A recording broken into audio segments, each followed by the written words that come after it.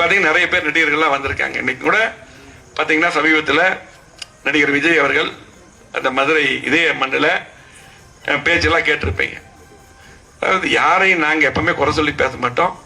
அவருடைய படத்தை பார்த்து நாங்கள் ரசிக்கக்கூடியவங்க தான், மரியாதை. ஆனால் அந்த மாநாட்டில் வந்து அதிமுகவுக்கு இருக்கின்ற தலைவர் பார்த்து எப்படி பற்ற தலைவர் பார்த்தீங்களா அப்படிங்கிற மாதிரி ஒரு வார்த்தை வந்துருச்சு. எங்களுடைய தலைவர் இப்ப யார்? எடப்பாடியார் அவர்கள்.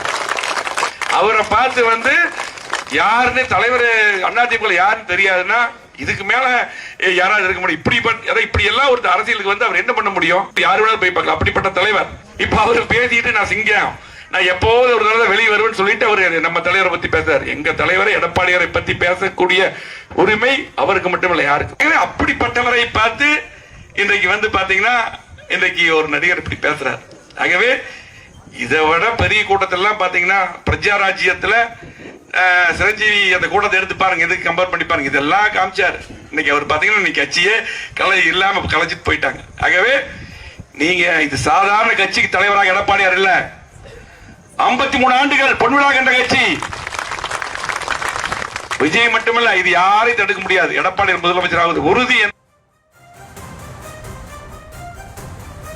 அதிமுக பொதுச் செயலாளர் எடப்பாடி பழனிசாமி பற்றி பேச தவிக தலைவர் விஜய்க்கு தகுதியில்லை என்றும், சிரஞ்சீவியோடு ஒப்பிட்டு மிகவும் காட்டமாக முன்னாள் அமைச்சர் SP வேலுமணி பேசிய காட்சிகளை தற்போது திரையில் பார்த்தோம்.